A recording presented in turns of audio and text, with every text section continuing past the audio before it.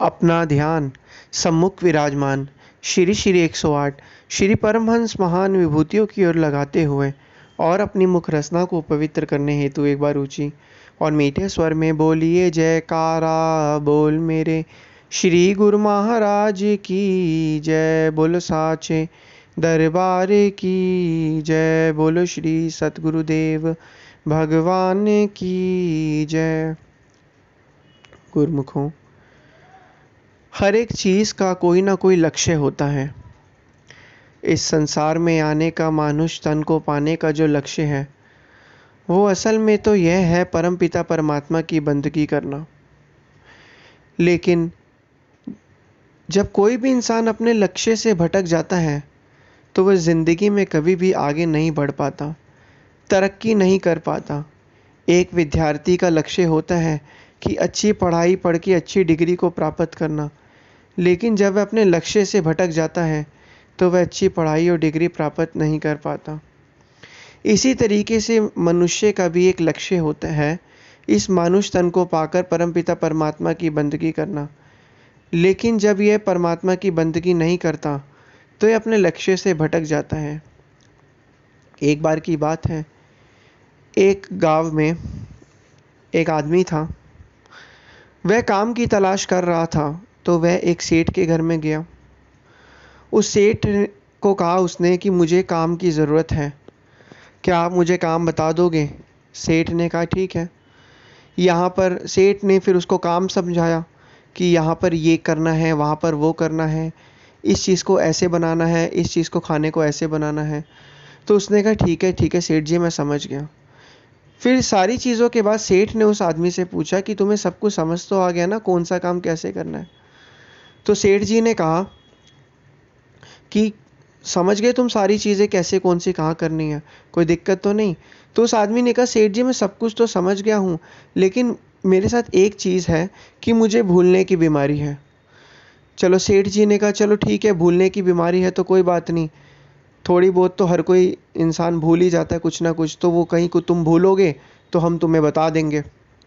तो उसने कहा ठीक है। एक बारी की बात है, सेठ जी के घर में रिश्तेदार आने थे। तो उसने उस आदमी को कहा कि आज रिश्तेदारों ने आना है, तुम ना घर पे खाना बना दो, खाना बनाओ। और खाना उस आदमी ने जब बनाया, उसने सब कुछ सही तरीके से बनाया, सब कुछ सही तरीके से सामान डाला, सब कुछ डाला, खाना तैयार हो गया। और सेठ जी के पास जब वह खाना लेकर आया, सब रिश्तेदार और सेठ जी ने खाना खाया। खाना खाते टाइम उन्होंने जब खाना खाया तो खाना फीका था। सेठ जी ने उस आदमी को कहा अरे खाना फीका क्यों है? तो उसने कहा, क्या कहते हैं, सेठ जी ने कहा कि खाने में तो नमक है ही नहीं। तो उस आदमी ने कहा कि मैं तो खाना तो मैंने बनाया, लेकिन मैं खाने में नमक ही डालना भूल गया। तो सेठ जी ने कहा अरे ऐसा कैसे हो गया? तो उस आदमी ने कहा सेठ जी मैंने तो आपको पहले ही कहा था कि मुझे भूलने की बीमारी है। तो कहने का तात्पर्य यही है कि जिस तरीके से उस आदमी ने भूलने की बीमारी थी, अपने लक्ष्य, उसका लक्ष्य क्या था कि अच्छे से खाना बनाना और खाने में नमक डालना, तभी तो स्वाद आएगा लोगों को। जब उसका मेन चीज़ ही वो भूल गया तो उसमें क्या हुआ कि जब उस चीज़ को वो भूल गया तो खाना तो बना लेकिन खाने का कोई स्वाद ही नहीं था। इसी प्रकार ये मनुष्य को भी मानुष तन मिला है और उसे पता भी है उसे क्या करना है, लेकिन वो भूलता जा रहा है, भूलता जा रहा है। परमपिता परमात्मा की बंदगी करनी है यह उसे पता भी है, लेकिन तब भी वैसे भूलता जा रहा है।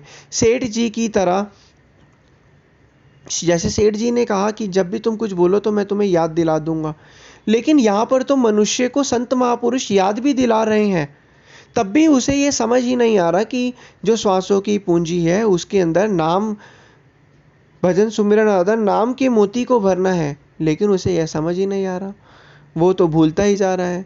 लेकिन वक़्त के संत महापुरुष इस जीव को यही फरमाते हैं कि किस लिए दुनिया में आया, समझा नहीं इस राज को, लग गया रोज़ी की फ़िक्र में, भूल गया असली बात को। फ़िक्र रोज़ी की छोड़, ज़िक्र कर भगवान का, फ़िक्र तेरी आप करेगा जिसने ज़ामा दिया इंसान का। तो मानुष किस लिए इस दुनिया में आया है, समझा नहीं इस राज को, लग गया रोज़ी की फ़िक्र में, भूल गया असली बात को कि इस दुनिया में तू क्यों आया है, तेरा असली काम, असली लक्ष्य क्या है। इसी ये लक्ष्य तेरा यही है, परमपिता परमात्मा की बंदगी करना, मानुष तन को पाकर सोचने की क्षमता, कर्ता प्रधान जो एक गुण है, ये मानुष के अंदर ही और किसी में नहीं है। मनुष्य जन्म को पाकर जो है परमपिता परमात्मा की बंदगी करना। गुरुमुख तो जो अनंतपुर दरबार से जुड़े हैं, वो तो यही चाहते हैं कि हमें मोक्ष भी ना मिले, हमें तो परमपिता परमात्मा की बंदगी मिले। हर जन्म श्री अनंतपुर दरबार में हमारा जो है मिलता रहे और अनंतपुर दरबार मिलता रहे, यही सतगुरु जी महाराज जी के दर्शन दीदार करते रहें। तो कहने का तात्पर्य यही है कि भूलना नहीं है, चीज़ों को समझना है, चीज़ों को याद करना है।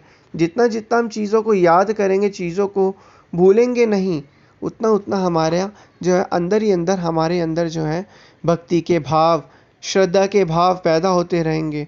क्योंकि गुरुमुखों, एक चीज़ आपको समझ आनी चाहिए कि मन कुछ भी नहीं है, मन विचारों का समूह है। जो भी आप कर्म करेंगे उससे संबंधित विचार बनेंगे और विचारों से ही ये इंसान चलता है। तो भक्ति के जितने आप कर्म करते रहोगे तो मन की अवस्था वैसी बदलती रहेगी। तो इसलिए परमपिता परमात्मा की बंदगी करनी है, श्री सद्गुरुदेव महाराज जी की प्रसन्नता को प्राप्त करना है, आगे और मौज में चलना है, जिससे हमारा ये लोग भी सुखी हो जाए और परलोक भी सुहेला हो जाए।